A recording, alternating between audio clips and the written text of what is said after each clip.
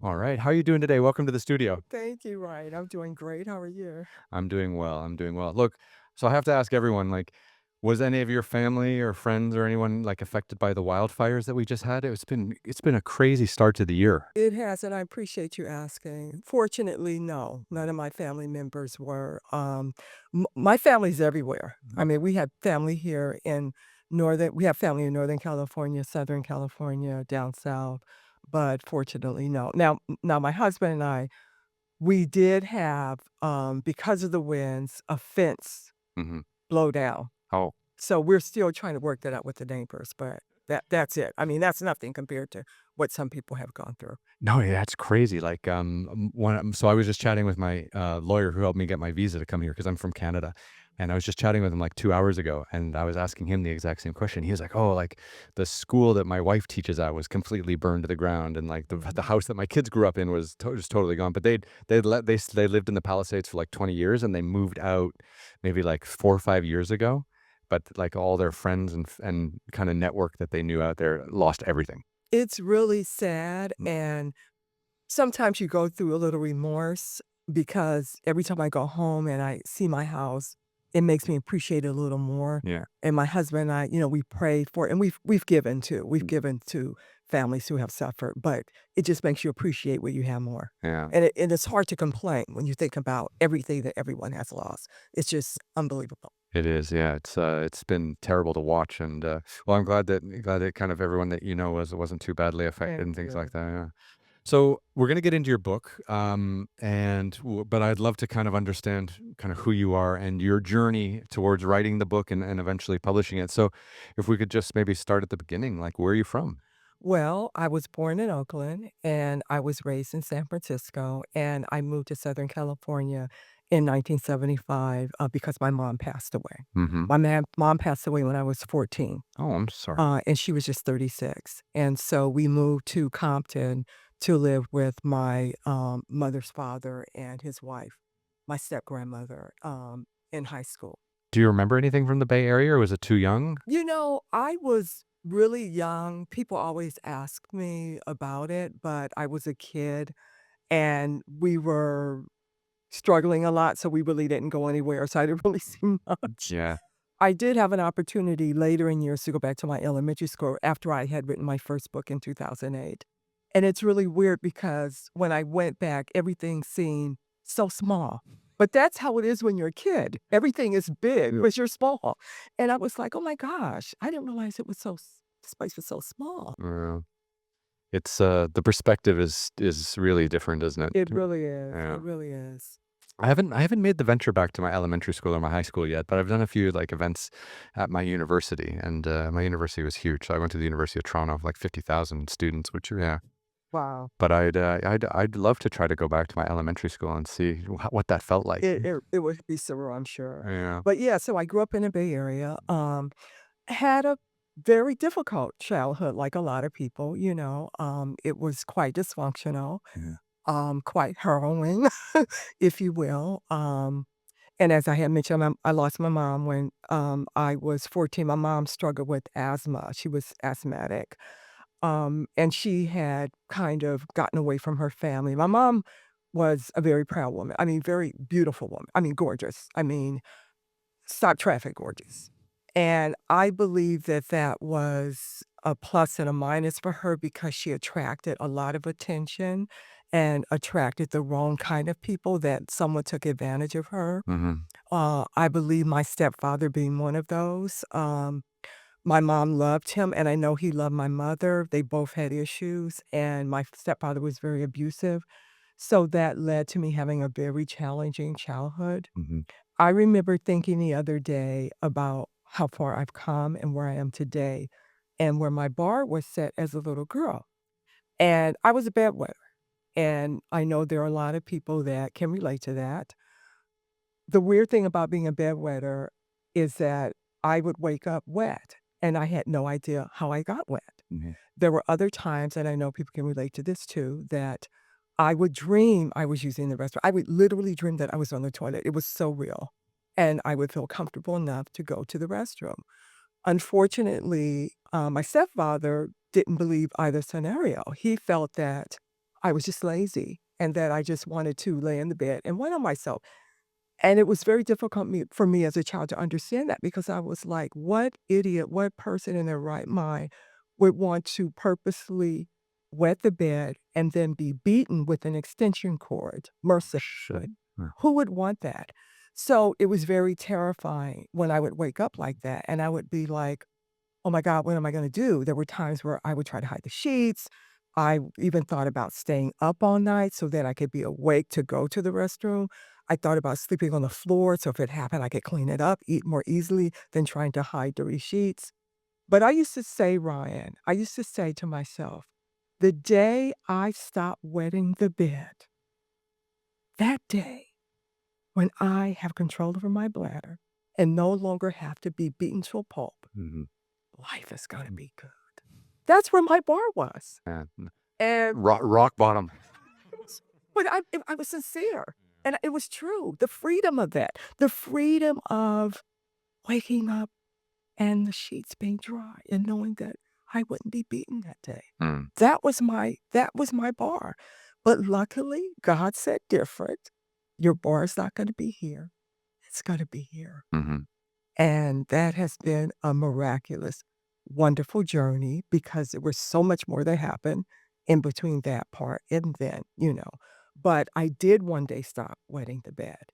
And it did get better, but then it didn't get better because other circumstances unfolded in my journey. Yeah, I mean, the bedwetting is just one excuse, right? I mean, I'm sure, like, the next time you forget to clean the dishes or you forget to do something else, and then you get the wrath then too. Well, yeah, with mornings, times where you would be asleep in a deep sleep and you would be awakened to a beating because you did not have your clothes folded correctly in the drawer.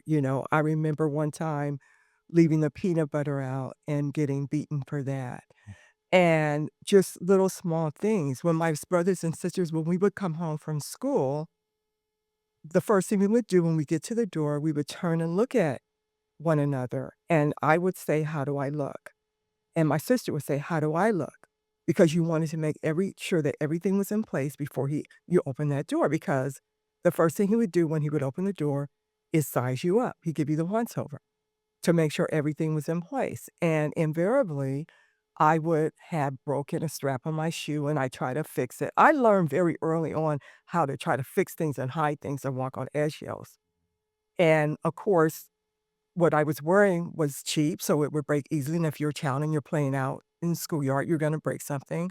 So I would try to hide so you get beaten over that. So I was a very nervous child, always trying to do the best, always trying to please him, always trying to stay on his good side because whippings hurt, and you don't wanna be beaten, so you're always trying to protect yourself. The vacation time was when he would go to jail. Oh, really? Oh, yeah, because he was in and out of jail.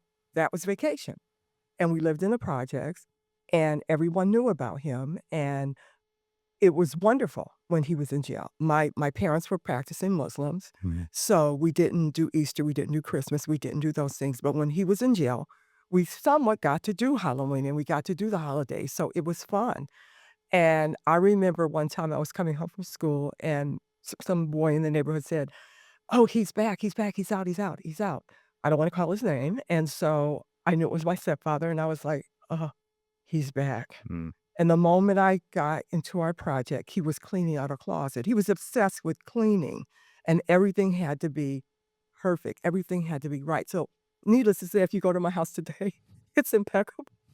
That stayed with me, making sure everything was clean. And he had substance abuse problems. I know that added to the situation. My mom was sickly, so she wasn't strong enough to stand up to him, could not, was away from her family. She did the best she could. She was an amazing mother. She sewed, she cooked, she loved on us, she protected us as best she could.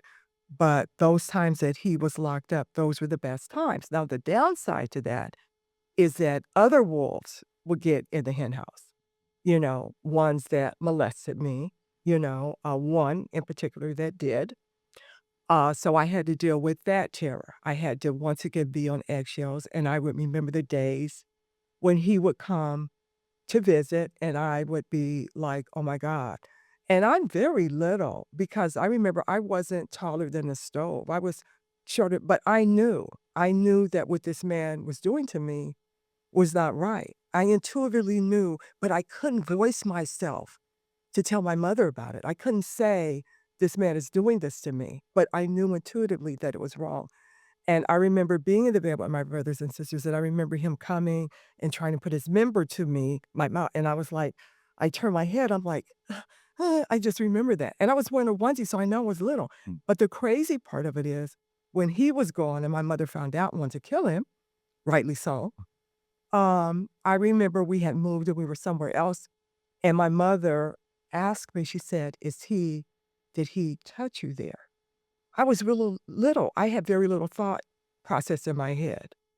And it was so funny because she was talking about my stepfather. My stepfather was not a molester. He was not a pedophile. Now, he was a physical abuser, but he didn't do that. He bathed us. He never touched us. Mhm, So in my head, I was like, I just could do this. I just shook my head no. But in my mind, I was thinking, why didn't she ask me about that other one? mhm. If she had asked me about him, but he was gone and out of the picture, so it was really funny because I had to tell the truth about my stepfather. He didn't. He never touched us. But this is like yeah, I mean, like, you're what, like 10 years old or less? Oh, no, I'm like 6, 5, 6. And how do you I mean, how do you unpack any of that? I mean, it's terrifying. It is, and not to compile this situation, but prior to 6, when I'm 3 and I'm sitting on the bed in our apartment in Oakland, because we didn't move to San Francisco until later, and I'm sitting there, I'm reading a book, my 2 older sisters are in school, and I'm reading a picture book, and I see this woman coming down toward the windows open in the bedroom, and she's approaching, and has a big she has a metal pail, and I could see smoke, steam coming out of it, and she throws it in the window, and it lands on me. So I'm scalded, and I have second-degree burns. My mother runs into the room screaming, yanks my pants off. Still remember the outfit, orange corduroy pants, and I still remember my pink flesh. She's trying to get the clothes off of me, and she's crying and hysterical, and that's all I remember. I do remember being in traction. My oldest sister told me I had to learn to walk again, and she said they could hear my terrifying screams when the bandages had to be changed. So I have these burns, the molestation, the beatings. So needless to say, you say, how do you unpack it? It took me a while. But what I did, I internalized it early in life because I sat back and I looked at other people's lives and I looked at how good their lives were. And I said, there's something wrong with me. And there are other things that happen that I don't care to mention. But I'm like, something has to be wrong here. I have to be evil. If I want to believe in reincarnation, I had to have hurt children. I had to have done something really bad, and this is my karma. In, like, another life, right? Yes, Yeah. I'm thinking this. It has to be. This is my karma. Because why are these arbitrary, but not arbitrary things happening to me? I really believe that. And how old were you when you had those, like, ideas? Because reincarnation is not a child's a topic for children. Like, you were I mean, you were thinking deeply about it. I was. I started thinking about that in my early 20s. Okay. I started because after my mom passed when I was 14 and I moved to Compton and I started high school, And that did you get away from your stepfather at I that stage? I got away from my stepfather. There's 6 siblings. Mhm.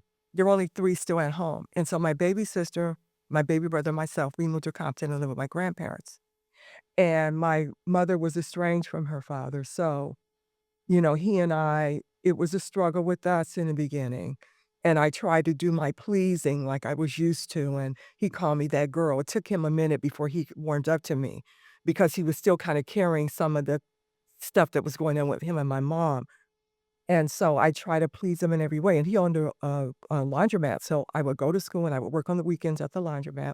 I was on the speech team, and I remember one time he was diabetic. He got sick and he was falling over. I had just learned to drive, so I got him in the car and I drove him around the corner to where we lived. And I just won his heart. And then I worked hard in school. I graduated second in my high school. He got to meet the first black mayor of Los Angeles, Mhm. Mayor Tom Bradley, because I got an award. and we all got to go to the mayor's office, and my grandfather got to go, and you talk about a proud man. So by then, he loved me. I could do no wrong. I was his everything, and I was so happy because that was my mom's father and my grandfather, and the first man in my life who didn't put his hands on me. He fussed, but he was a good man, and it was soothing, it kinda soothed those things away, but I suppressed a lot, I didn't unpack, I suppressed. So in my early 20s, I got accepted to USC, I went to school for journalism, I made it through school, but then after graduating, I tried to get a job, I majored in broadcast journalism, tried to get a job, it was during the recession, Mhm. Jimmy Carter was president, there were no jobs, and you know how that goes, you work yourself from the small market into the larger markets. I was talking to a TV general manager in Alaska to try to get work. That's how bad it was. I went to Bakersfield. No one was leaving their job, so I couldn't get work. So I started doing office work, and that's when all this trauma started acting out. Mm. And I started drinking and doing things I shouldn't and being places I shouldn't, and that's when it began to act out. Well, it's amazing, that it took, like, that long of you suppressing all of these memories and emotions before they actually, like, played out in your life. I mean, I'm not a psychiatrist or anything, but, like, holding that all in until your, like, mid-20s is yeah, that's, like, heavy trauma. How I was able to do it is my faith. My Mhm. mom, during the time before like a year before she passed away, she met this preacher, and he had a storefront church, and I got involved in the church. I got my best girlfriend involved in the church, and I accepted Christ when I was 11 years old, and I got baptized when I was 13, and I was heavily into the church. We would witness in school. When I went to high school, they called me Bible girl. Ryan, that is what kept me. That is what got me kept me and sealed me and sustained me through high school and through college. But then I got away from it. I got away from my faith. Mhm. And that's when things went haywire. That's when everything began to spill out and I began to act out. Mm. And that's when I started having these things and reflecting on all the things that happened to myself and saying, maybe I was this child killer or something in another life. And maybe this is why all these horrific things happened to me. Which is a terrible thing to have to think It of. it is, Yeah, it is, it's devastating. yeah. It is. So just to go Is back, it for me? yeah, that's for Oh, you if you'd like, thank yeah. you. So Uh, that person who threw a hot bucket of something on you when you were like, how old were you when that happened? 3. 3 years old, and it was just a random person just threw some stuff into the window onto your bed or onto the She was a neighbor, and so my sister's 6 years older than I am, so she has better memory than me. Mhm. She said that this woman was a neighborhood nut, like, everybody in the neighborhood knew. She would go out and throw candy at the kids and raise her skirt up. So she was not mentally right, and people knew that. I believe, and my sister and I have talked about this, I believe she was really targeting my mother. My mother was a very beautiful woman, and I believe she wanted to my mother had opened the door and she was gonna throw it at my mother. Oh, But she on her way there, the way the apartment duplex was made, she could see me in that window and the window was open, and her brilliant, sick mind probably said, "This would be far better, more hurtful than me scalding her. Let me do the daughter." God, there's no safe place for you anywhere, like, you're in the house, you're getting attacked, and then people from outside the I house are know, attacking right? you. Oh, So you can imagine why I'm trying to figure out what is going on? But I understand now more why. mhm, I understand now why those things had to happen. Because if those things hadn't happened, I wouldn't be sitting here right now. mhm, And that child that's out there somewhere right now, or that 40-year-old, or that 50 or 70 or 3 or 5 or whatever, that somehow might hear this interview or get it later in the archives or whatever, this is for that person to know. And this is my message. I had to go through that for this message for you. Whether you're going through something worse or have or now, there is light at the end of the tunnel. You can survive it. You can, and there is a way to survive it. And you could have a life. You could have a beautiful life where you touch a lot of people. I have touched a lot of people, Ryan, in my day, mm, family, strangers, in beautiful ways. I have made a difference. mhm. and I had survived. So this is, I believe, why I went through all of that, to give me the strength that I have today, to be who I am today, to have the empathy I have for other human beings today, for me to be giving. I'm a giving person. I married a very giving man. To have a heart for the underdog, the underserved, the hurts. I have a very big heart. And that is my mission, and that is why I believe, and also, I'm a writer, I've written 15 books. That life history that I've had, those pains, those aches, understanding the human mind, human personality, has enabled me to write very powerful, moving books as well. The worst of human personality. Yes, and to be the actress I am today, to be able to tap in to emotions as the actress I am today. All of that has given me a platform and given me an ability to be able to help my fellow mankind and fellow womankind and fellow childkind, if you will. How much of a relief was it at 14 going through the death of your mother would have been tragic, but then knowing that you were also leaving the stepfather who was abusive. I mean, was there any like could you take any joy at all in getting out of the Bay Area and coming down to Southern California to be with your grandparents, or was that just another crazy move? It was very bittersweet. Yeah, I can imagine. It There's was there's some tissue there if you need one. No worries. bittersweet because my mother was my everything. Mhm. I love my mother, and she knew that I loved her. And I used to think if I had been older, maybe I could have gotten her out of that situation. I know my older sister tried. We all tried. But I remember I found my mom. Um, I had seen her earlier that day and I went out, and this is in San Francisco. And when I came back inside the house, my mom was on the sofa. And I looked over there, and I don't know, but I just had this intuitive feeling that my mother was gone. I think that mother-child Connection. is so strong. Mhm. It's supernatural. And I went to her, and she was already cold to the touch. And I tried to feel a pulse. I was thinking about, like, what they did in television and those kinda things, but I knew she was gone. Mhm. And I remember going to the back of the duplex we lived in, and I remember my little sister coming up. My stepfather was downstairs doing his dirty whatever he does, and I wrote a note, and I remember writing on the note, I said, "Mommy's dead." Wow. She took the note, I said, "Go give this to me." She went downstairs, the next thing I could hear was pounding footsteps because he was a big guy, and I remember pounding him coming up, and they were calling my mother's name.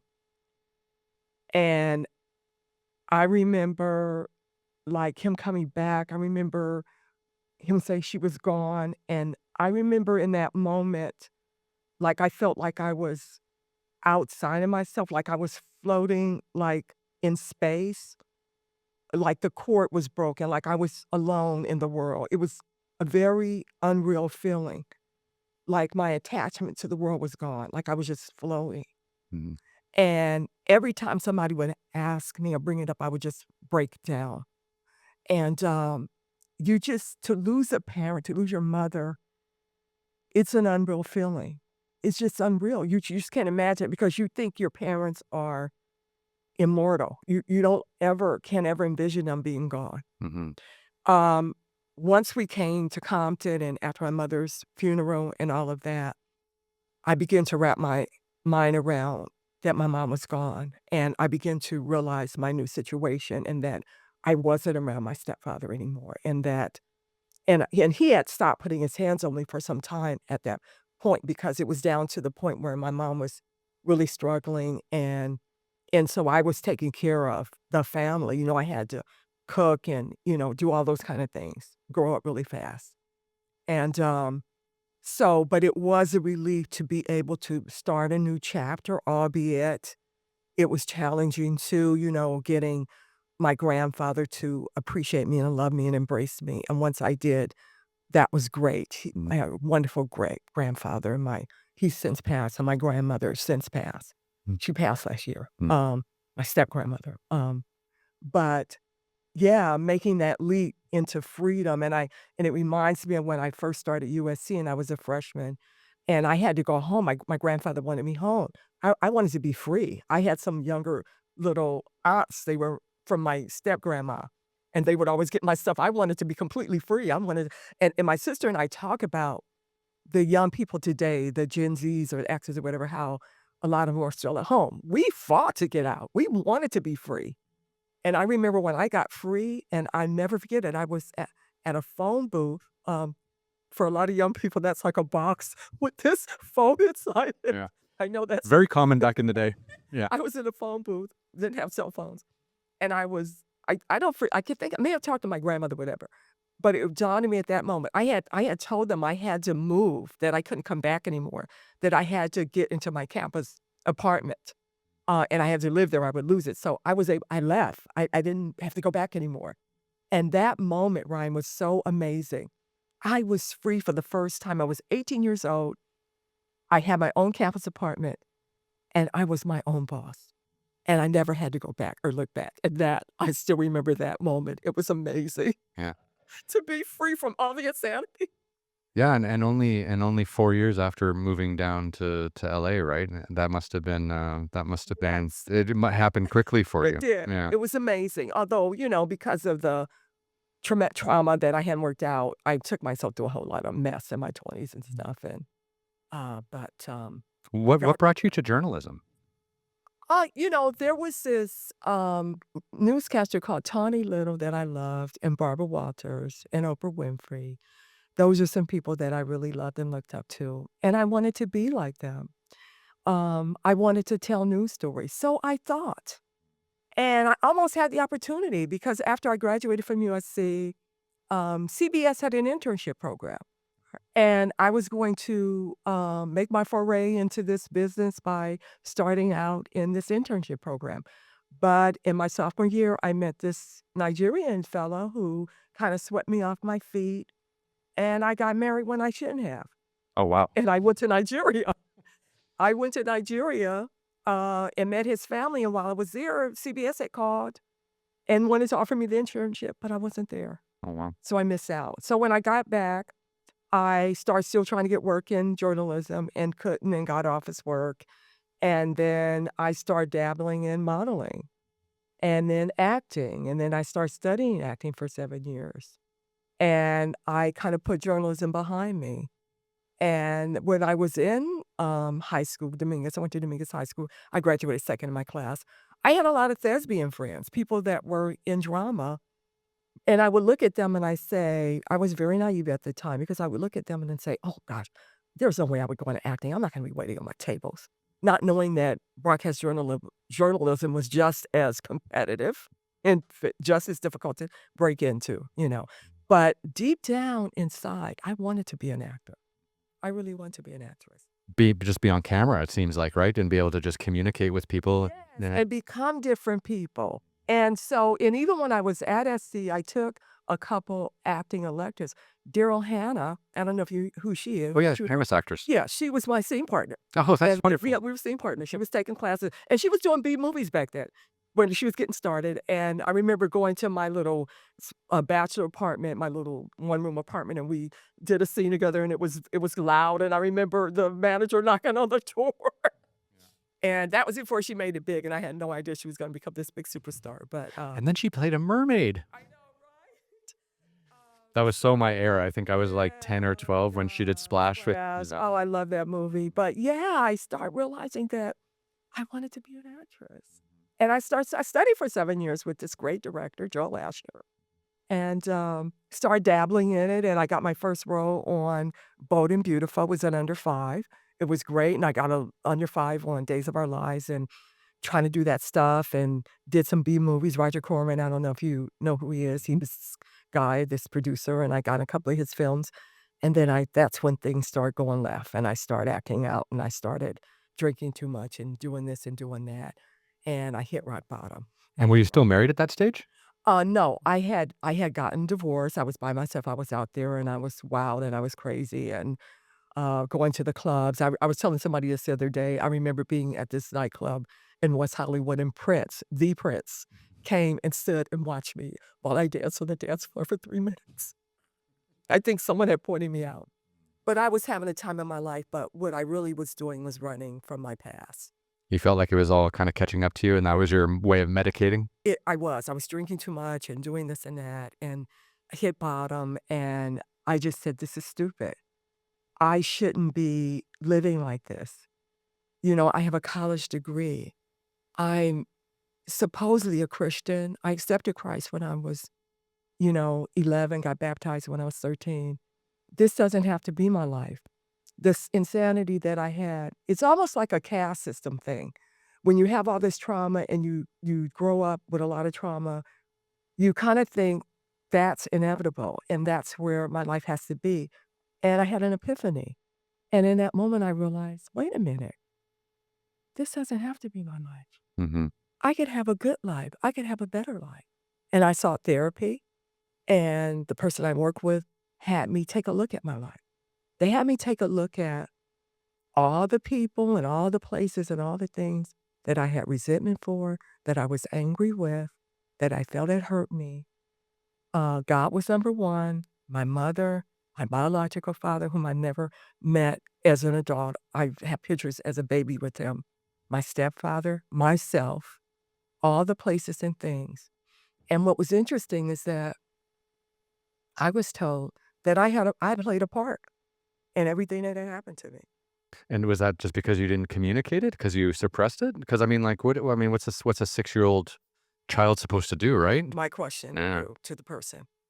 And they said it's not so much about that. It's about if I can find the part I played in it, it will take me out of the victim role. Mm. So I started with the molester, and I said, "What part could I have played in that?" And I thought about it, and I thought about the times when he touched me. I could have screamed. I could have screamed. I could have said, "Stop, leave me alone." Although I didn't have a voice, but I could have. I did have a voice, but not theoretically. And so I said, "Yeah, I could have. I could have told mommy." And so I looked at that. I said, "That's the part I played." Then I looked at him. It was obvious the part he played. And I thought about it. And I said, "What grown man gets pleasure out of touching a baby?" The worst kind. And I said, "No normal man, no man that's mentally well. This person has to be sick. And they have to probably have a lot of self loathing." And I thought about that man. And I thought about the times when he was alone with himself in the mirror, lying in bed at night, and the images. And I'm sure I wasn't the only one that he touched. And I began to have compassion. I know that's crazy, but I began to have compassion for this man because I said, "My God, how horrific a thing to have to carry and know that you do." And I actually cried for him. Do you think he had any guilt for his behavior? I think I can't be in his mind, but I think so, and I think it's something that he couldn't control, and he probably had been molested himself. Right. And I cried for that man, and I cried for me. Me, I forgave him, and I attacked that list with a vengeance. And when I got through, I was free. Mhm. I was no longer a victim. I understood. I had compassion for my tormentors, even my stepfather. No person in their right mind. My stepfather was a big guy. He was overweight. It was a little bitty thing. No person in their right mind would want to beat a child with an extension cord, would want to gag a child, would want to beat a child because they left the peanut butter out. Something wrong there. So he had to be ill. I cried for him. I forgave him. When I got through, I felt so empowered, Ryan. I felt so free. I felt so strong. I forgave God. I forgave my real father for not being around to protect me. I forgave my mother. Mhm. I was free. It freed me. It's the most powerful thing. Forgiveness is so powerful because it's not for the other people. And those that I rightfully harm in my disease when I was acting out, I had to ask their forgiveness. And the ones that didn't forgive me, I wrote letters to. The people that weren't around, I wrote letters to. So I was freed when I got through. How old were you at that stage when you found this kind of newfound freedom through kind of understanding your 33 years old. wow. 33. And I took a step away from acting. I was working in corporate America at that point. And right before I actually start working deeply in corporate America, that's when I found this found freedom, when I got well, when I got healed. I got back in church. I started going to church again. I started reading my Bible. I start praying. I start doing for other people. I stop being so self-centered. Woe is me, because no, it was no longer woe is me. I was free. I was powerful. I was alive. Did anyone ever recommend therapy to you before that stage? Like, because you seems like you had a turbulent college, years, and you were acting out at that early stage, maybe more than a decade before you you you kind of went through this healing process with a therapist, right? Like, I'm just wondering. They did. Yeah. They did. Because in my early 20s, I was bulimic and anorexic. Oh, Jesus. So it's like what you said, what else? And I was like 99 pounds at my lowest. And I remember when I was at SC, I was screaming for help and no one would help me. And finally someone told me, you should tap into the therapist they have on college. It's free for you as a student. And I did. And I sat down with a therapist there. And he was not all therapists are good. That's He was not one. Because he simply asked me, he said, why don't you just stop about the anorexia and bulimia? He said, why don't you just stop? as if it's a That was choice. it. That was it. So I think I became disillusioned at that point. And I said, I put myself on the line and at risk and I was vulnerable and wanted help. And this is what I got.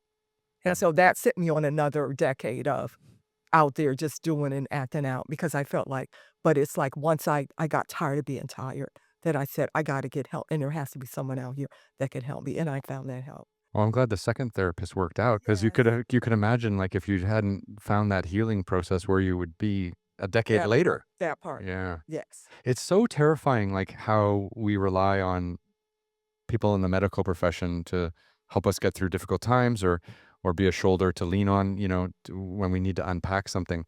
And it's amazing how sometimes that's a real hit and miss experience. And if it's a miss, how much it can set you back. I mean, it's terrifying how important some of these people play roles they play in our lives and how some of them just let us down because they're just not up to the task. It's terrifying. So true. Yeah. So I was grateful that I did in my early 30s get help and it changed my life. And I was working in corporate America at that time. I had put acting on the backboard. And I was working. I started doing plays for my church, Mhm. writing plays. So I still have that strong creative um, thing within me, that fire burning. And I wrote plays and one of my plays, it did so well, we took it outside, called A Shriner Junior. And we were at the Stella Adler Theater in Hollywood, and we did that play, and one thing just led to another, and I started doing more plays and more plays. Then I start writing books. Then I met my husband in 98. I met my husband, and we got together, and because I was healthy, I met a healthy man. Because prior to that, I was in a lot of just dysfunctional relationships. And But that's where you were at that time eh, too, eh, right? thank you for that. Yeah. You attract who you are. You really do, You don't you? do. You attract who you are. And at that point, prior to meeting my husband, I didn't believe I deserved to be loved. Because I remember I had internalized all this junk stuff, so I didn't believe I deserved to be loved. So anybody that loved me, I thought something was wrong with them. So I went for people that didn't want me because I said, "Okay, then they're worthy because they don't want me." And see, and those people, I believe they were suffering from what I was suffering from. Mhm. When they saw me in my 20s, I was just knockout and I was this and that and I was all that. They saw me as something to conquer, and they saw me as someone unobtainable. So they drew to me because they felt they didn't deserve me. But the moment that I started liking them, then it repelled them. She likes me, so something's wrong with her Mm. because I'm not likable. She's not supposed to. And we were doing this dance, me and these people that were suffering from the same low self worth and no esteem as I was. But once I got well and healthy and I met my husband, this was a healthy human being. And I wasn't afraid. I wasn't afraid. Initially, for a moment I was. For initially, I almost fell back into that trap because when he was available to me emotionally, geographically, and in every way, for a second, I had that thought of why something must be wrong with him for him to want me. And so I started to push him away. Mhm. And but I had already fallen in love with him, and I didn't know that, and so when I tried to push him away and he expressed to me, my goodness, the hurt that he felt, and I just lost it, and I was like, I'm sorry, no, no, I want this, I want this," Mhm. and I never looked back. Was he really the first man that you ever trusted? I think he was. Mhm. I never looked back, and this man is a man of all mans. This man is a man's man. Um His mom was alive when I met him. His mom was, like, in her 70s. He and his sister took care of his mother. This man took care of his mother until she was 101. I saw this man change his mom's diapers. So, this is a good man.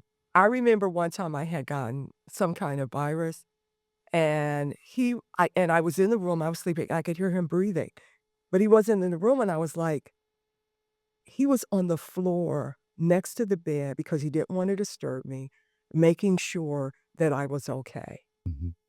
This man would give his life for me, and I know that, and I'm just so grateful that I healed to the point that I could attract that kinda love, and I deserve it, I want it, and it feels wonderful being put on a pedestal and being loved. Mhm. And it took a lot of work to get there. To get there, Yeah. because I never thought I deserved to be loved. It's amazing how much work that you had to put in to get to that stage, and all of it was kind of none of your doing in a lot of ways. Like, you were just kind of battling a set of circumstances that were thrust upon you, it sounds like, and you had no kind of willing part in any of it, and then it just almost like, and then to be 38 and finally coming out of it, 33. or sorry, 33, yeah. Mhm. But, It's it's yeah, the incredible. fallout from it, the trauma from it, then I created my own problems from that. It became a vicious cycle, but thank God the cycle ended, and I got help. Mhm. Yeah. So when did you start writing?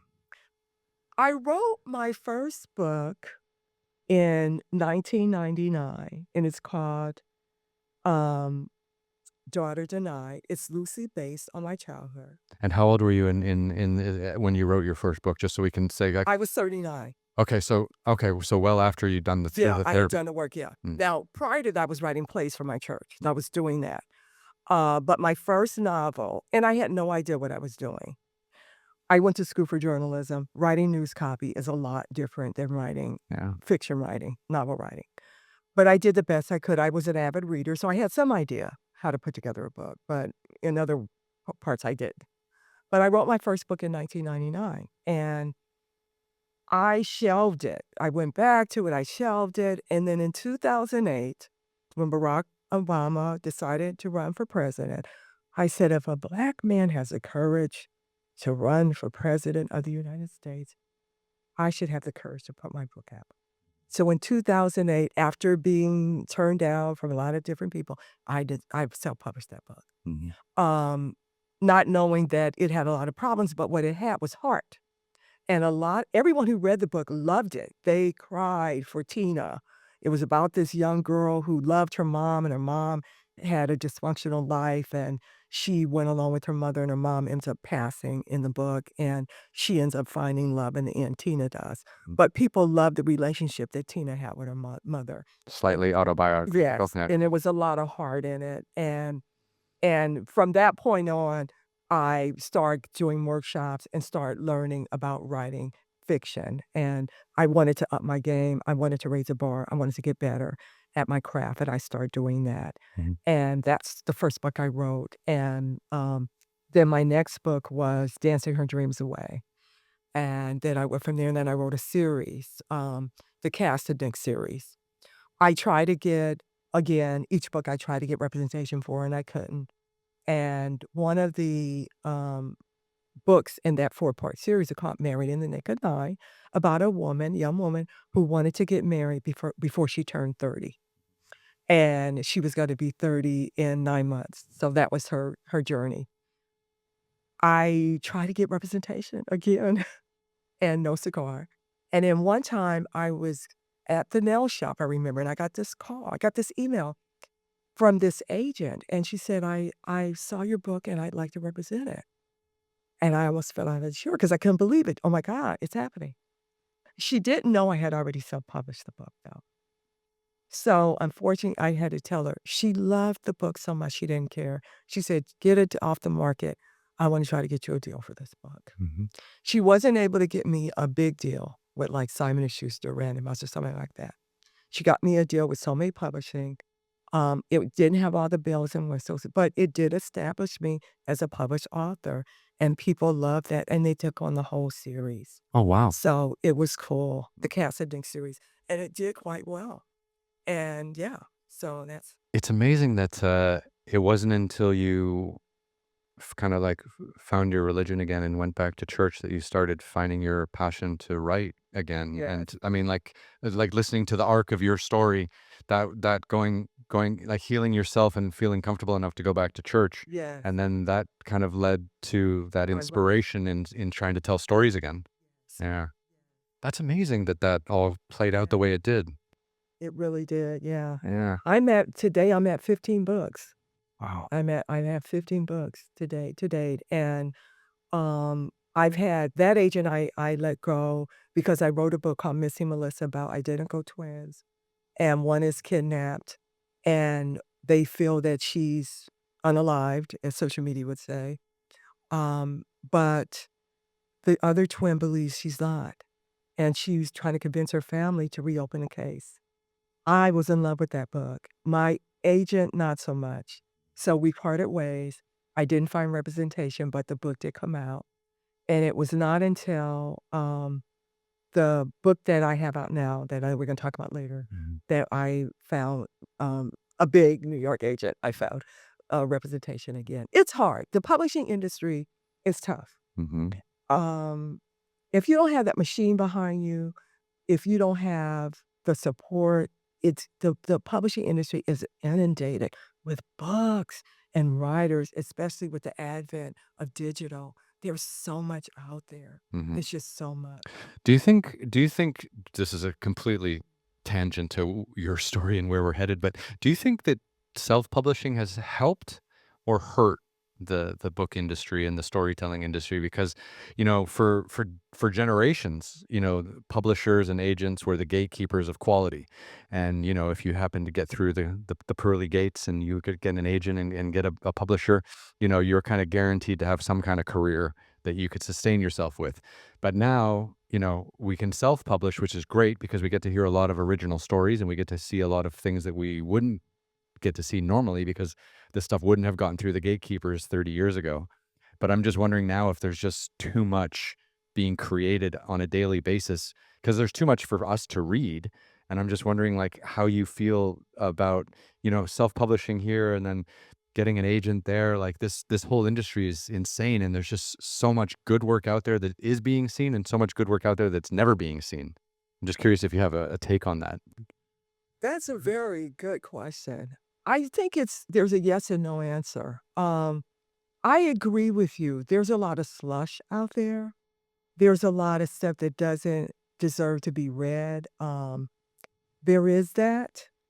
But there's some good stuff out there, and there are some writers that don't get an opportunity because they don't have a name, or they don't have a pedigree, or they haven't been in school, they don't have a degree.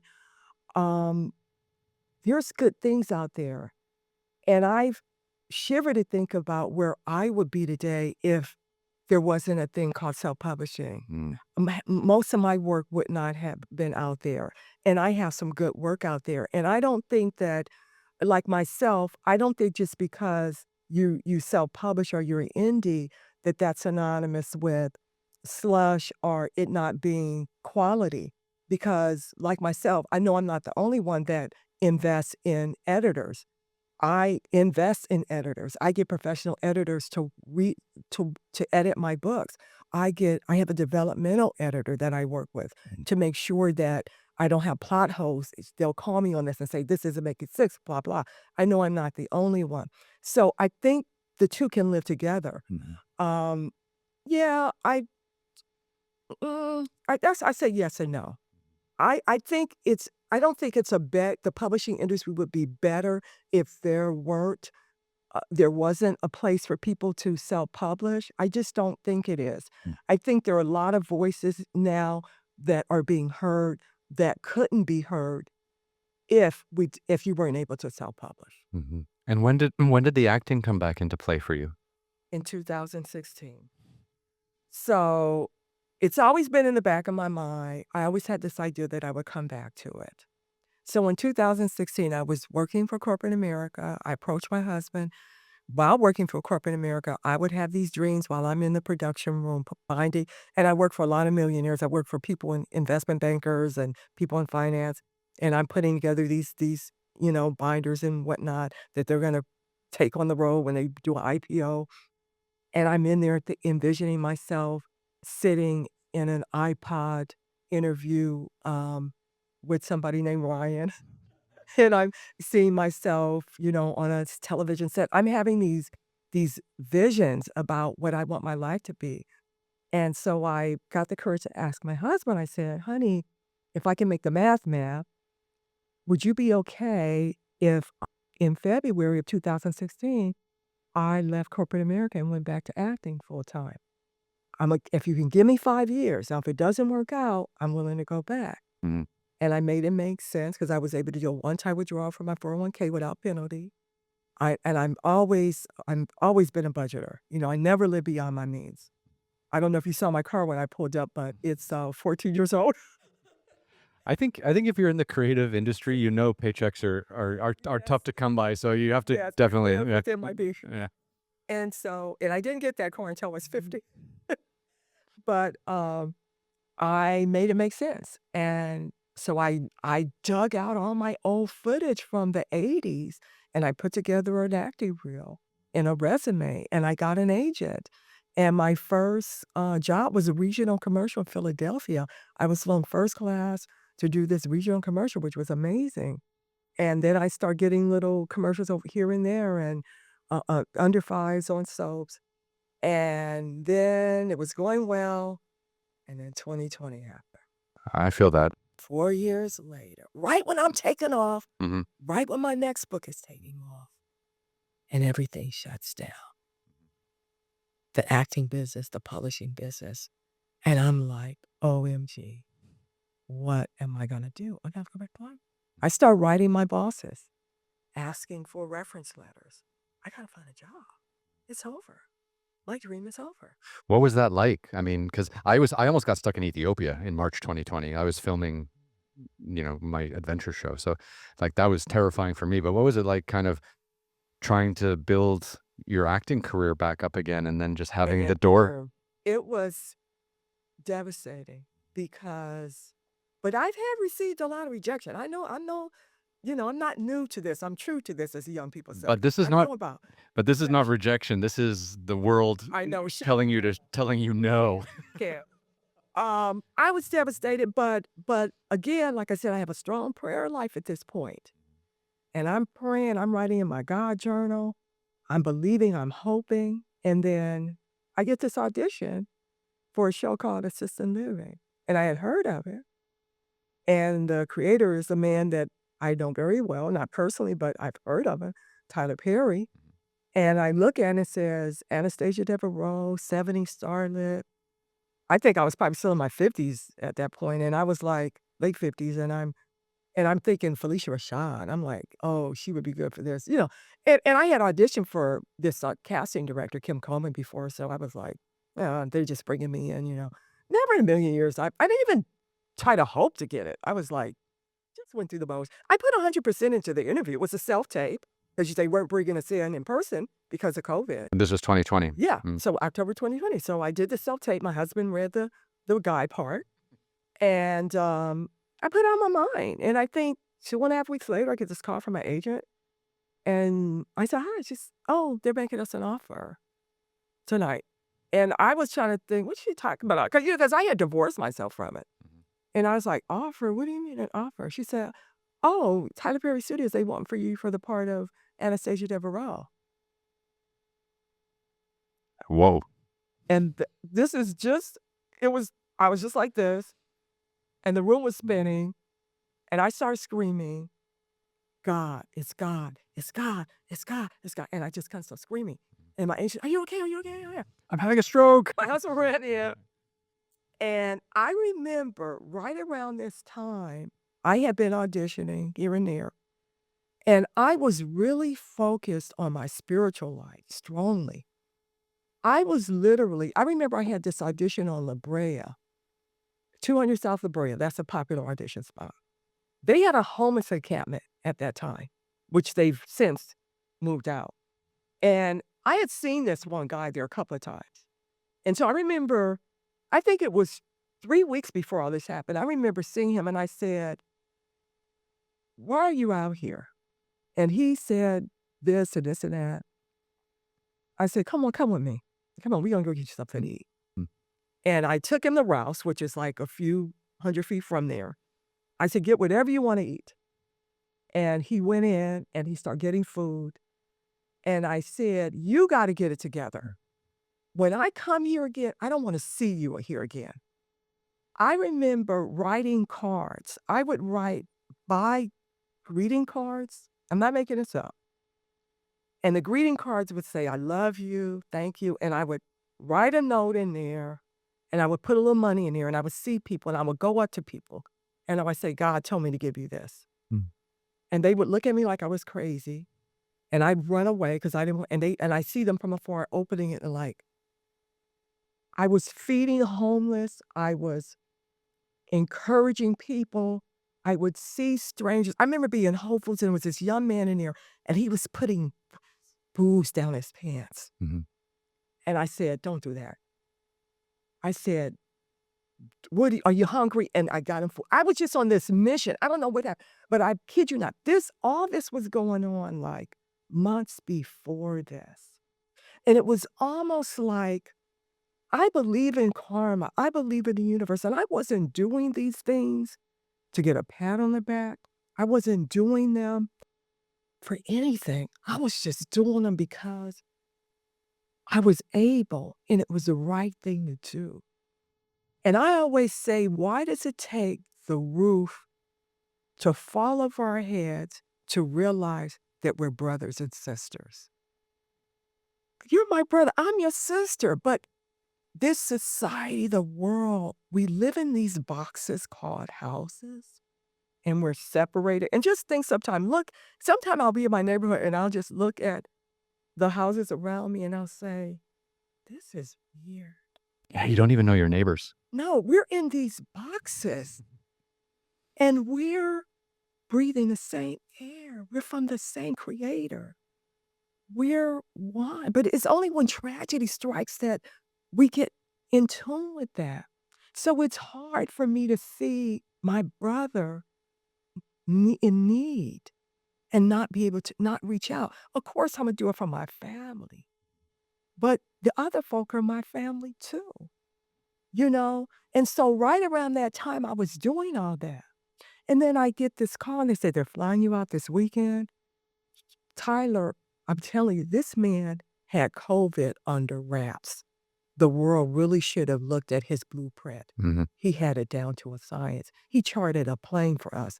It was just I was COVID tested. Before I went, when I got there, we were all isolated in bunkers. We were all COVID tested. The man COVID tested 2 and 3 times a week. The people had hazmat, no incidents of COVID. Mhm. He was in production. We were filming. We filmed, and I had the time of my life, and we were quarantined at the studio. No one could leave, and it was wonderful. I read stories about him. He was He was amazing. He yeah, had it down. He knew what he had it under control. he was, like, the only one just Mhm. cranking out amazing stuff while everyone else Nobody was got sick. yeah. It was amazing. What a visionary, huh? Mhm. Yeah. And you were there. I was there.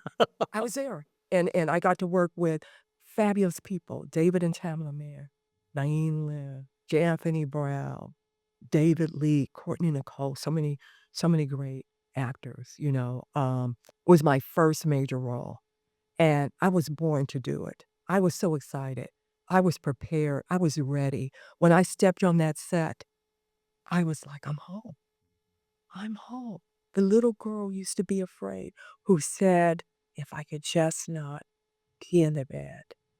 I had no clue that I would be on a stage like that Mhm. and doing what I was doing. Truly God, truly miraculous, truly amazing. So when you started up your acting career again, did you I mean, you were obviously, mentally and psychologically in a much healthier place than you were the first time around when you started. Totally, Yeah. totally. Just have the tools to live life on life's terms. And I mean, did any of the bad habits ever creep back or any of the insecurities, or were you just like a totally different Oh, human? totally different. Oh, that's good. Not even the same. Yeah. Totally. Just miraculously healed with a lot of work and with practice. And I love me. I love me today. I just absolutely adore me. And because I adore and love me, I can adore and love Lion Mhm. and all that I come across and encounter.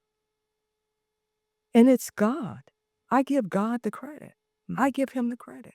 The tools, the praying and believing and trusting and knowing. He said, I don't have plans to hurt you or harm you. I have plans to give you everything if you show up and believe in me and walk in me. And that's what I do. And I'm not perfect. I make mistakes all the time. Mhm. But I know when to go. My husband and I, we have a very strong prayer life. That's the one beautiful thing about him, that he is a spiritual man.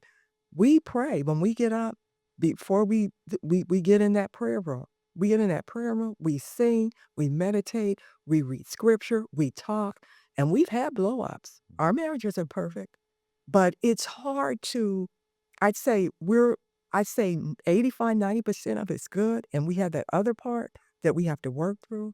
And I know times where, because there are times where that could, the triggers, you know, where I could think about my stepfather, if my husband calls me on something, you know, but I catch it, I know it, I see it, and if I blow up, he will grab me and hold me, and he'll say, if he gotta drag me into that prayer room. So it's hard to be disrespectful. It's hard to not honor your partner when you got a prayer room in your house and you know you gotta meet up in that prayer room. You know that we gotta meet up in that prayer room. Hard to hold an argument. Yeah. And, you know, during the day or in the evening, we're gonna have our meditation. We're gonna have our prayer. Mm. So we try to not just have it in there, but also have it outside. Cause my husband, he retired 16 years ago. He plays the piano, great musician. So we're around each other a lot, you know, but we like each other. We like being around each other. We understand each other. He still makes me laugh. He cracks me up. We play. If we just celebrated 25 years of marriage, September 18th. Congratulations. Thank you. Yeah. And we play. We have little stuffed animals, his little animal, my little animal. We play like kids, you know. I'll have my little, he's a turtle, I'm the rabbit, and I'll have my little rabbit and I'll feed my little rabbit food. And I know that sounds crazy, but we're kids at heart. We're still kids in these adult bodies. You gotta play. You gotta play. Huh. So, I mean, how much of a turnaround was that? I mean, so you're doing commercials, you're getting back into acting. March 2020 happens, you're devastated. You're like, "What the hell's going on?" And then 6 months later, you get cast in a Tyler Perry film or Tyler Perry series. Yes. Yeah. I mean, that's It's incredible. incredible. 2 years later, they made me a series regular. And we're in the 5th year of the show. And I remember before all that happened, I had taken a workshop, and I was the oldest one in the room, you know, and we were on break, and I remember there were all these young, beautiful people there. And I remember saying, I want to get a series. You could hear a pin drop. You could see all the side eyes. You could hear, if you could read minds, they were probably saying, this old bag is delusional. She's 100 years old. How does she think she gonna do this? You know, they were all, you could kind of, you know, and I did. I did because I spoke it. I believed it. I believed I deserved it, and I was ready. Mhm. I had done the work. And you put good energy out into the world and it came back to you. Yeah, Yeah. it did. I believe in that a lot these days. Yes, Yeah.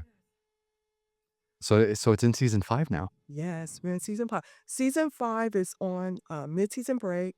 I believe the remaining episodes will probably be on BET the end of March, and then we have season 6 coming out this fall. Should be coming out this fall. Mm. So, great seasons, Mark Swinton, great director. Derek Deuce is one of our directors, some of our 2 top directors. But I have a lot of fun on set. I have a lot of fun in my character is a hoot. You know, she's a fashionista, she's an actress. I say the only we have a lot in common, but not a lot. Um, she's very vain, not as spiritual as I am, but I don't judge her. I totally understand where Anastasia's coming from. She's a wonderful woman. She cares about children. She cares about the community, but she's had a very colorful, life, 8 husbands. Oh, wow. Yes. Very rich husbands. Just a few, just a few. But she she calls her own shots. You know, I think she's a very good asset to the family, to the residential place. Pleasant Days is where they live. She lives there with some other senior people and the owners, and there's a lot of different antics going on.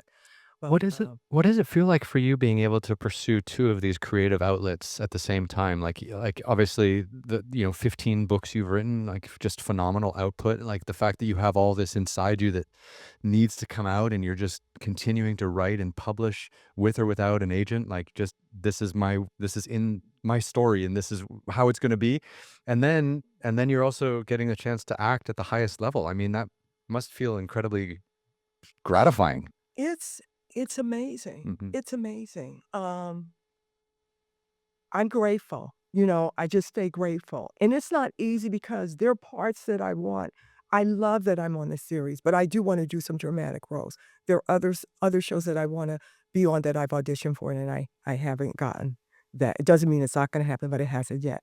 And I have to remind myself, look at the blessing you do have. Look at what you do have. You know, my book, The Daughter Between Them, uh, voted by Kirkus Reviews as one of the top 100 thriller indie books of 2024. I mean, that's amazing, even though my agent wasn't able to sell it and I was able to put it out, but look at what it got and look what it's doing. So I look at that. But it's mind-boggling. It's phenomenal. I just gratitude. I'm just full of gratitude. And so I try to encourage other people that may be looking at me. You know, we're always looking up at the next person and comparing. Don't, because you have your path. Your path isn't mine, but it's going to happen for you. What God has for you, it's going to happen for you. He's not selfish. He's not a respecter of persons. If he did it for me, he's going to do it for you. And I have to remind myself that to not look up, to not, well, look what they're doing, or look what, look where I'm at. Stay in your lane. Look at what you have. That's so hard to do, isn't it? It is, especially with social media because you're on there and you're seeing this person on the red carpet, this person, on a getting on put on the Hollywood Walk of Fame, this person, except they were getting Oscar. Oscar season, the Oscars are coming up, and you're like, you gotta be still and you gotta, okay, let me move back, let me stop. It's difficult. It's not easy. Mhm. It's a hell of a journey, being in the dramatic arts. Yes, it really is. So maybe you can walk me through the current book that you've just released in 2024, A Daughter Denied? The daughter between them Sorry, The Daughter and the Between Them. hurries. Yeah. The daughter between them. I got this idea about the book that I did. The book before this one is called The Girl in the Blue Blazer, and I wrote that book with a then and now. Two characters that are mysteriously connected, and as the book evolves, you find out what that connection is. And I love that, and the readers received it well. So I had this idea, I want to do another book like that, where it's then and now, a mysterious connection between two women. My books are tend to have female protagonists and antagonists. So, I came up with the story that you would have in the present day, Leslie, this woman who is a reporter working at a newspaper, and I have this fictional town called Dancing Hills. People who have read my books will be familiar with Dancing Hills. It's like Springfield, right, for The That's Simpsons. my yeah, that's my Springfield. So Dancing Hills, she's a reporter there, and she wants to become the first black editor at this newspaper. She has 2 daughters, and she's trying to that's her goal.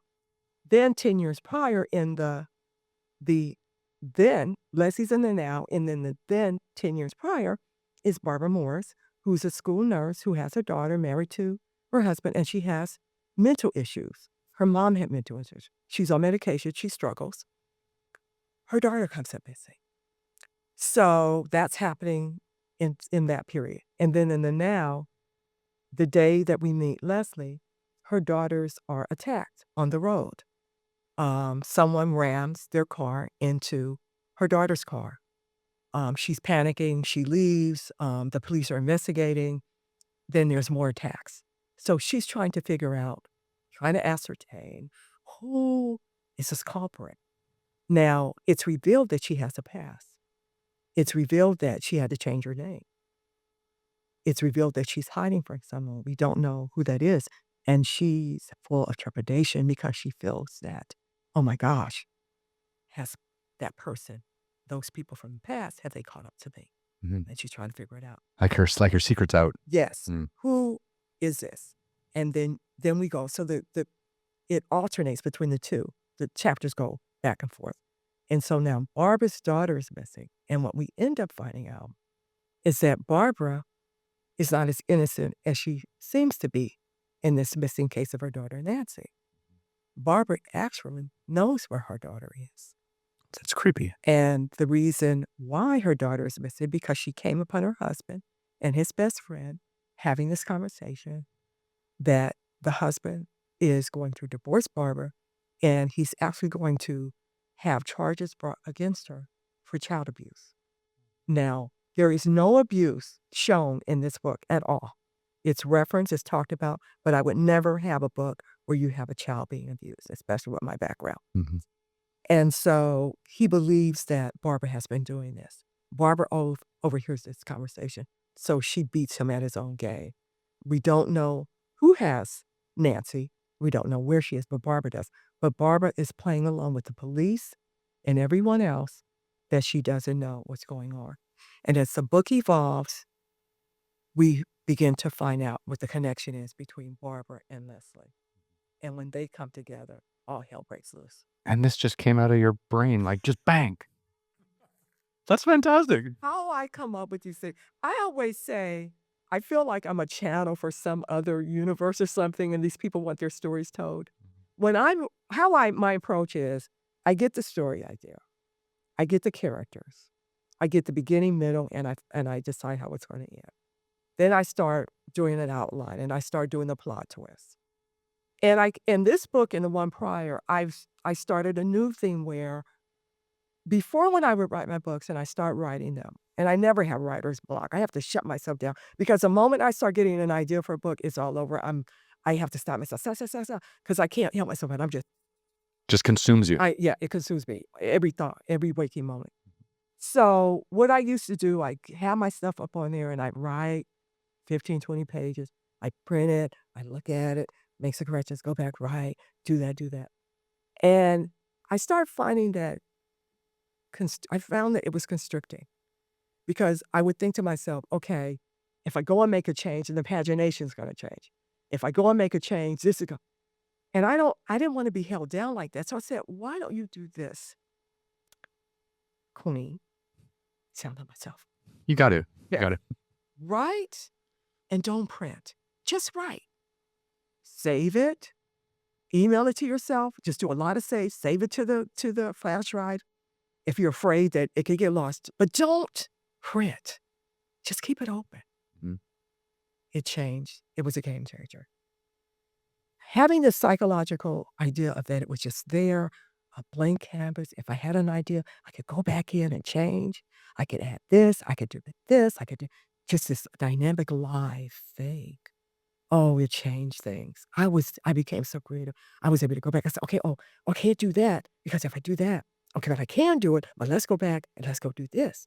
So I was just like switching and changing, and it was wonderful. It was a wonderful process. So the whole time you're writing, you just kinda have this laptop open and you Just just going leave at it? just my desktop, just doing ever what I want Yeah. and making and doing this and doing that, and it just freed me up, and it just took my writing to a whole new level. This is one of my best books, my best edited book, story-wise, everything, and 2020, when I was on the set, I got a call from a New York agent who had read my book, and I had queried, and she said, "I love what I'm reading. Would you be willing to make this change?" Blah, blah, blah. I said, "Yeah, I can make that's no problem." Um, we worked on that book for a year. Mm.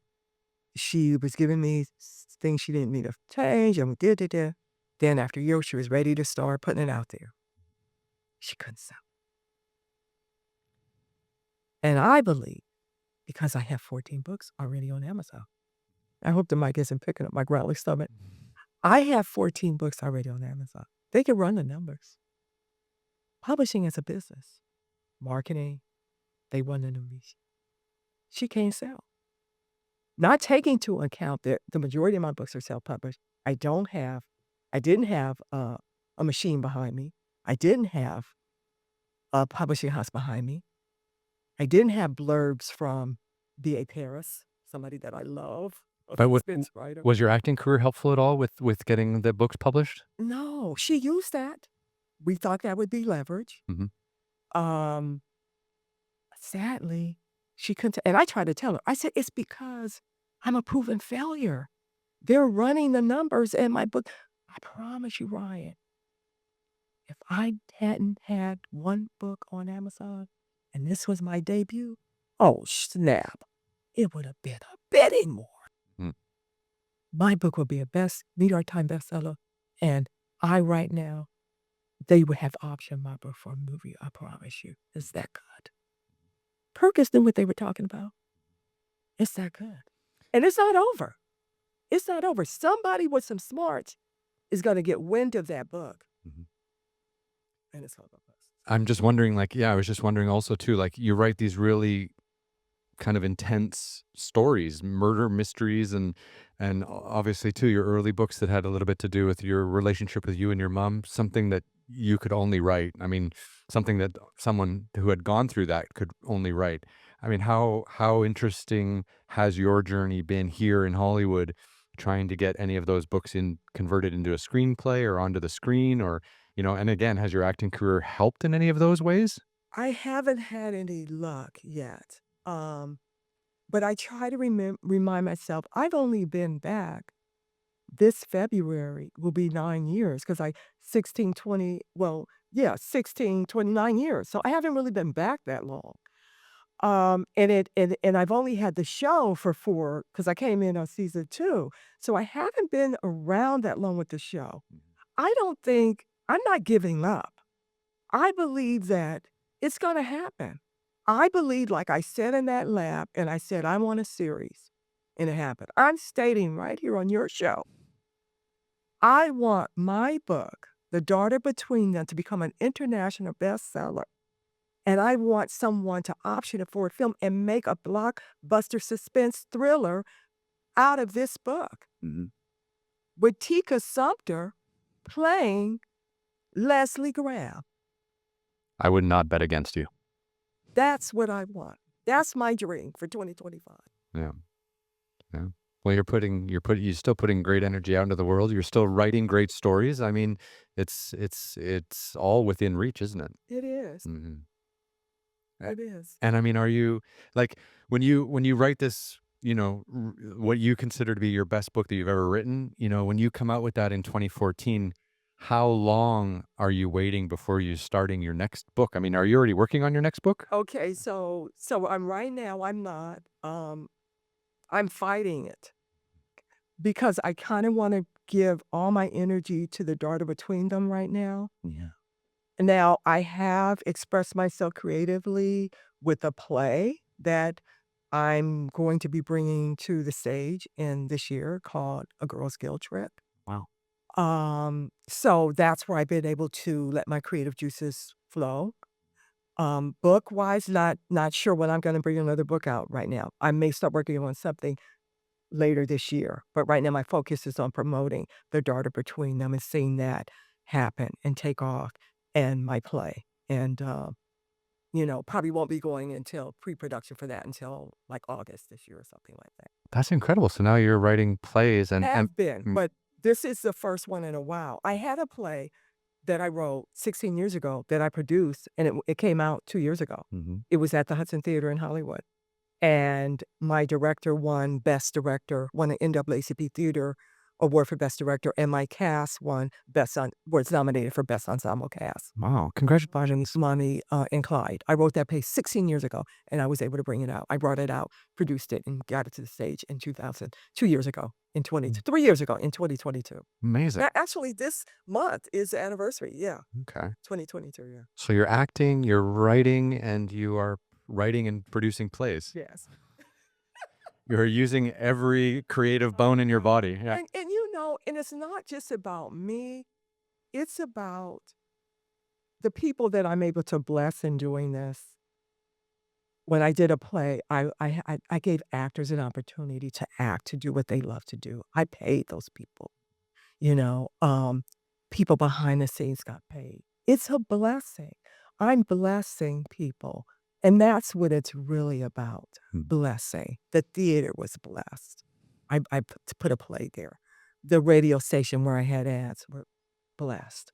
So, I'm always thinking in those terms, even to have a film optioned, I think about, my gosh, when it takes off, the producers, the actors, just the blessing that it will have. And then the blessing of encouragement. Someone to look at me and say, "My gosh, she suffered all that, she survived." I did. God is real. mhm. Faith is real. Hope is real. Don't give up 5 minutes before the miracle.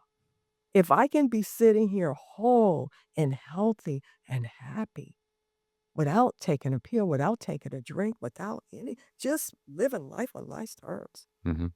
you can too.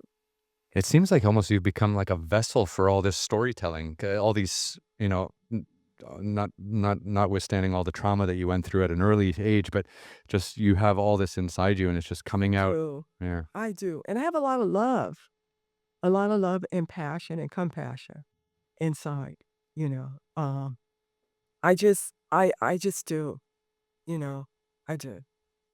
That's incredible. It's such an interesting story and to see the arc of your life and how you've kind of overcome so much. I mean, what you went through as a child, like people don't come back from that.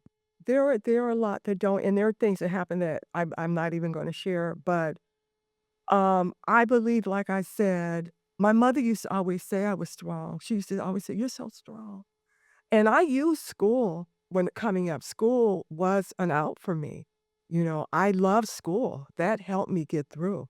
Mhm. Elementary school, that wasn't out for me. Studying and being the best and, making good grades. I love that. I love a challenge. And I love acting. I have a passion. I recently did a commercial, and I remember we filmed in Arcadia, and it's probably gonna be out next month, and I remember standing it was a commercial where I was a homeowner, and I had a lawn, and they gave me a dog. I had a dog, and I got to play Frisbee with the dog, and I had a beautiful home, and I was standing there in this beautiful neighborhood, and it was a gorgeous day, and I can't explain to you how beautiful it felt, how wonderful, how at one with the world I felt, and that's when you know you're in your purpose, and I was standing there, and I even blogged about it. I'm in my purpose. This is exactly where I'm supposed to be. I'm doing exactly what I'm supposed to be doing. And I was able to talk to people on the set. I was able to encourage people on the set. I was able to uplift people. So it wasn't just about acting. It was about the mission. Mhm. And that's is just important to me as me getting my feel goods. Mhm. Because I believe that you have to be okay with yourself, and that's the beauty that I'm okay with myself. If I never act again, if I never write a book again, I'm okay with Alretha. Alretha's okay with me. You mentioned you had an older sister and a younger brother? There's 6 of us. I Oh, have 2 sisters. Matter of fact, my second oldest sister, her birthday today. I called and wished her happy birthday. Happy birthday, Laverty. But yeah, the how 3 younger ones. and how have they kind of how have they kind of recovered from this trauma and the things that you all kind of shared when you were younger? I mean, have they all also had careers? Like, are they all doing okay? Because you seem to kind of rechannel all this negativity that happened to you into something beautiful and positive, and I'm just wondering how everyone else kind of fared. They had their challenges, they had their bumps in the road, but as of to date, Mhm. we've all come through. My sister went to Berkeley. She got a teaching credential, my oldest sister. My youngest sister is enjoying her grandchild now. Mm, My brother, has become a foster care parent. He and his wife and have brought a lot of love and joy to unwanted or children that are in situations. My other sister, she's found a way in fashion and social media. My younger brother, he struggled for a while and is kinda still struggling, but trying to find his way. And I try to support, you know. So I think from whence we've come, my mother would be very proud and very thankful to God that we have survived, that we all survived yeah. our childhood. Yeah, I can't imagine kind of just having to band together as the children, right? And trying to Yeah. get through all of that. Yeah. Yeah. Yeah, and I have a beautiful village. My mother's sisters, my aunts, they all after my mom passed, they surrounded us with love. They supported us. I remember my aunt gave me I had never had a birthday party, real birthday party. I had a birthday party and I loved Andre Crouch. He's a gospel singer and she and her husband at the time took me to their concert and still today, they support me and my other brothers and sisters, Mm. my mom's because my mom was so proud, It wasn't that her family wasn't there for her, it was just that she was a proud woman, and she wanted to make it on her own, and she didn't want them to see her in certain situations, and I can relate to that, Mhm. you know? Yeah. It's not easy when you're trying to find your way, right? Yes. Yeah.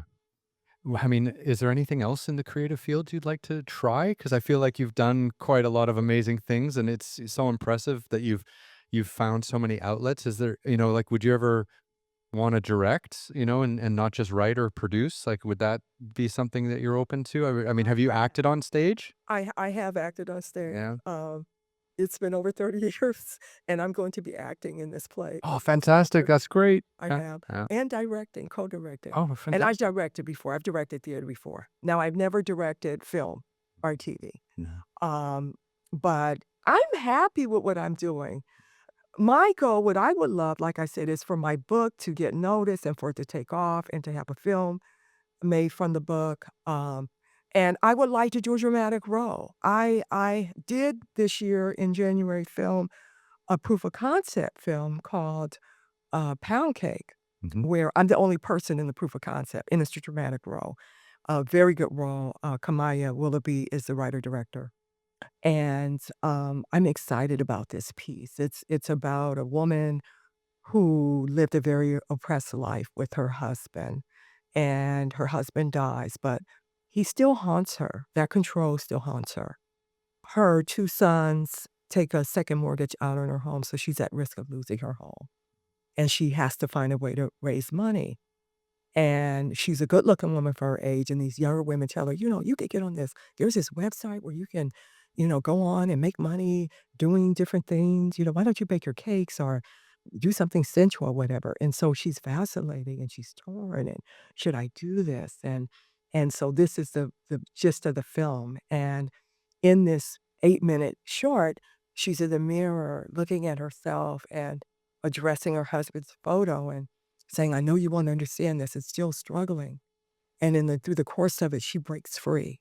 And I'm not gonna give anything else away, but that was a very dramatic role, and I love doing your dramatic because I do comedy, it's a sitcom that I do. Mm. And we do have dramatic moments on the sitcom, but it's not a dramatic role per se. But I would love to have a role, guest star, recurrent something on, like the show Sterling Brown House has that now, Paradise. I've been watching Paradise.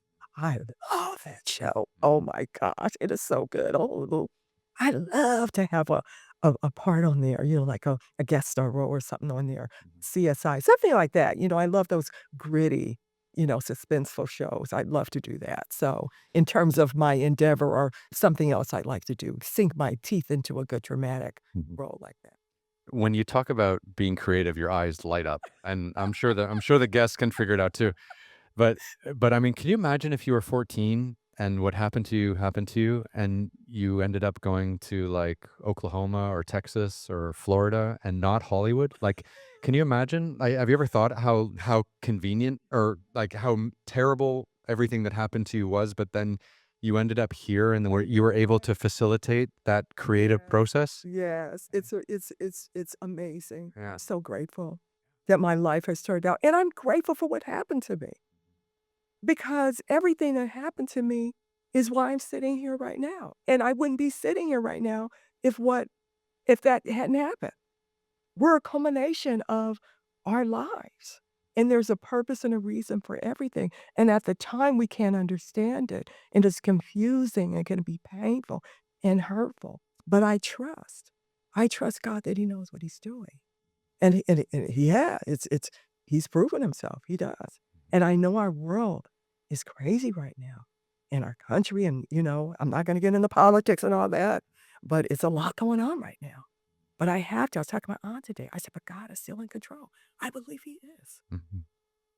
I think because the world is a little bit confusing these days and so challenging, I think that people are lending themselves or giving more time to, absorbing creative work, whether it's a great comedy series that kind of takes you out of your own brain in the evening after a long day at work and having to read news and consume news and listen to other people all around you, and then, or a chance to go out to a play on a Saturday with your significant other, and just forget about the chaos of the world and sit down and listen to what you've written. I mean, I think now is such an important time for people to be creating things and sharing them with the world, because I think this is kind of what helps people pass time and get through these difficult moments. I agree. Yeah.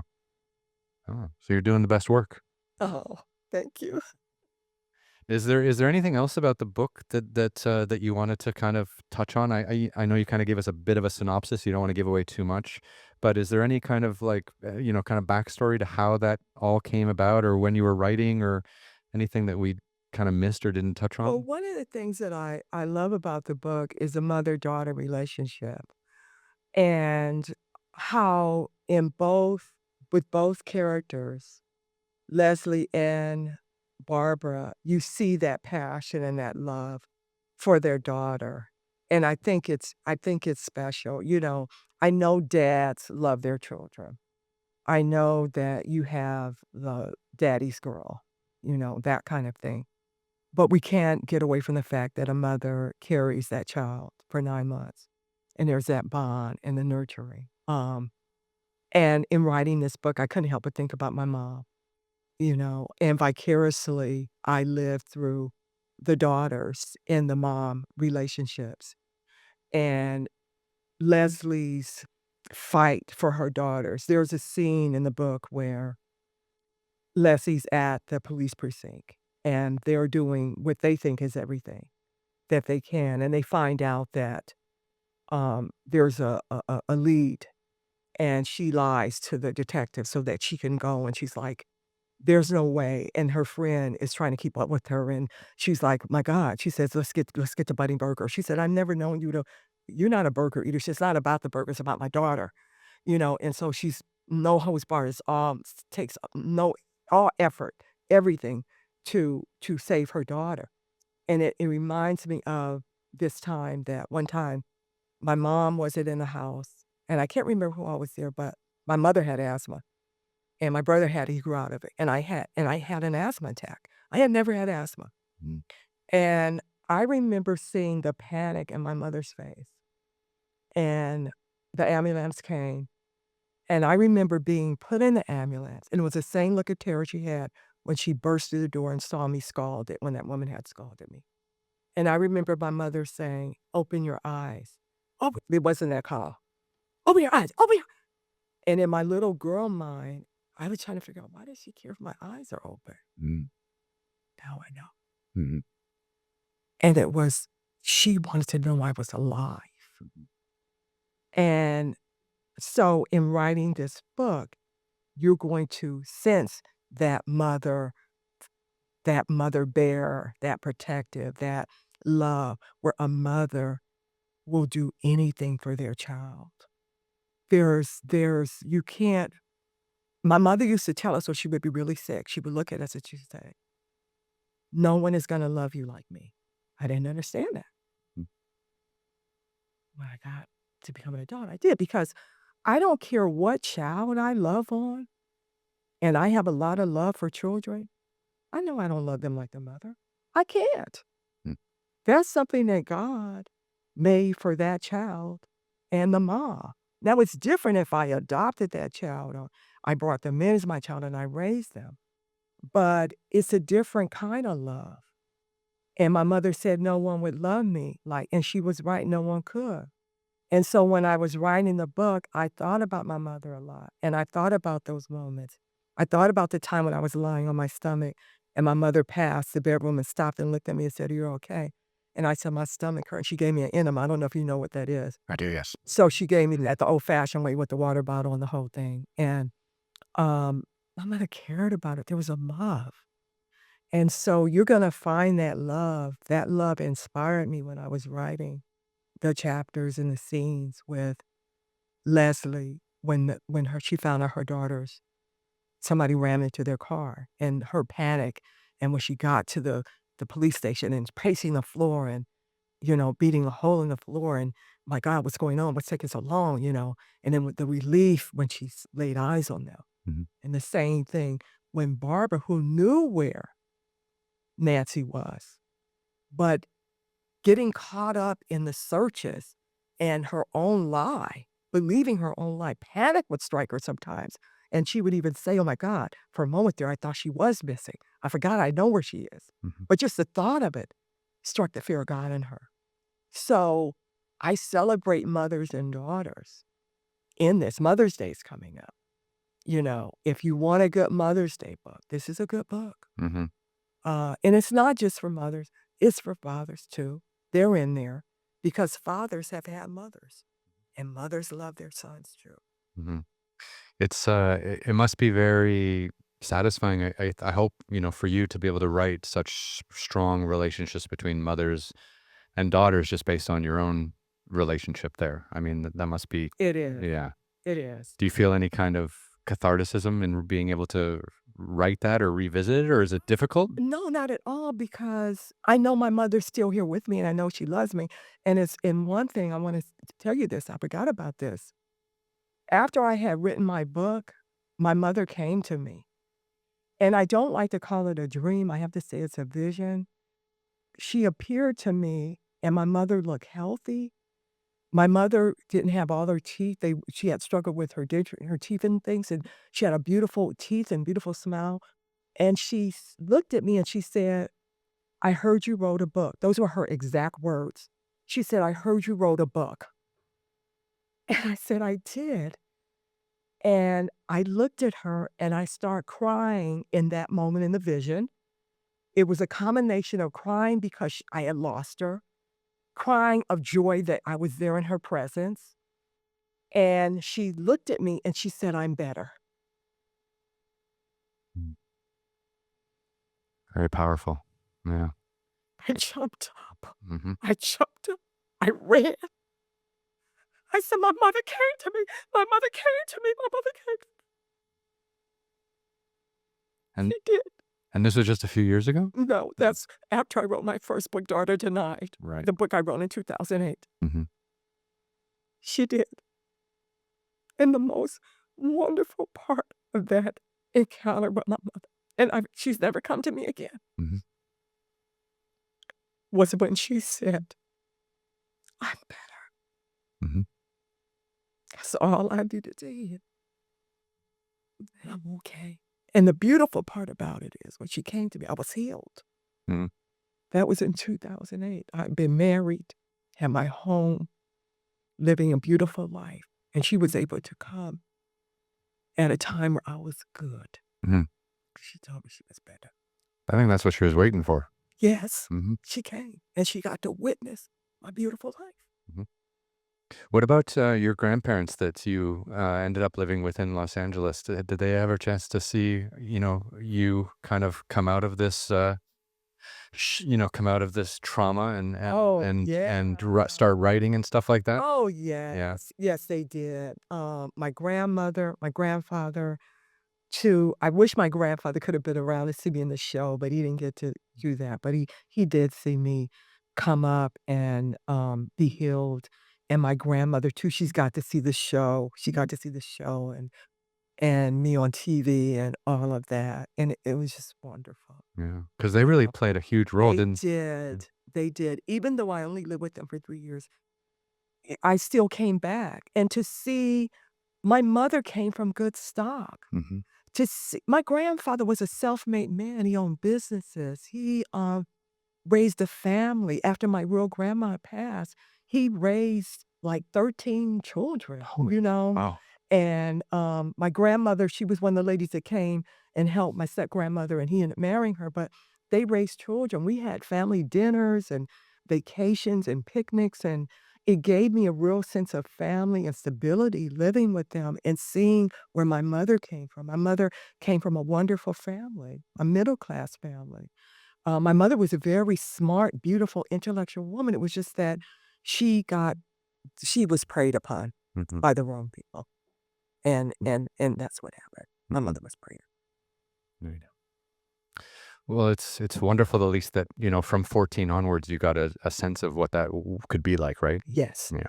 yeah, and I knew that I didn't have to have that, that I can make a change in my life, and that my life could be different. And my mom, I believe she's right here in this moment. I believe she is, and she's proud of me. And, I'm happy for her, and I will be forever grateful that she gave me life, and she gave me brothers and sisters, and, I'm grateful. Yeah. I'm grateful, and I got you crying. You got me crying a little bit too. It's emotional. No, it's it And there are tears of joy, mhm. there are tears of joy and gratitude, you know, um, of gratitude when I look at my life is unbelievable. Mhm. I have a home. I didn't grow up in a home. I didn't have a home. I remember once upon a time when I had to live with my sister and her first husband. And I remember his sister was my best friend, and I remember we got in fights all the time. And I remember her telling me one day, "You don't have anywhere to live." Mhm. And she was right. I didn't. We didn't have a house.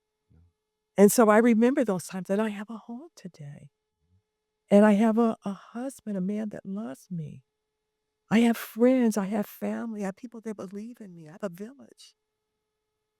It's amazing. And you're getting the chance to tell your stories, Yes. the way you want. Yes. Mm, Exactly. yeah, Exactly. that's magical. It is.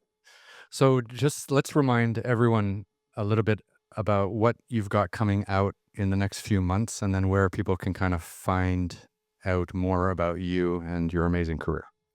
Well, The Daughter Between Them, you can get it on Amazon, and you can see my backlist. I have 15 books on there, but please get The Daughter Between Them. It's an amazing book. Um, I have my show. If you watch Assisted Living, we're in season 5. The remaining episodes of season 5, I believe, will be out the end of March on BET. There are other platforms you can also watch the show. Just Google "Where can I see Assisted Living?" But the main place is BET.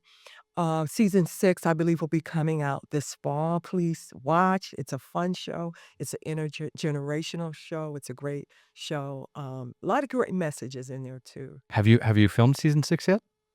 Yes, yes, it is, and it should be coming out this fall. Mhm. Um, so I got that, and then I got the play, The Girls Guild Trip. That will be in Hollywood, probably at the Hudson Theater again. Sometime maybe October somewhere. Things aren't solid yet, but to keep up with all these things, you can go to my website, alrethathomas.com, ALRETHA dot Thomas, THO, alrethathomas.com.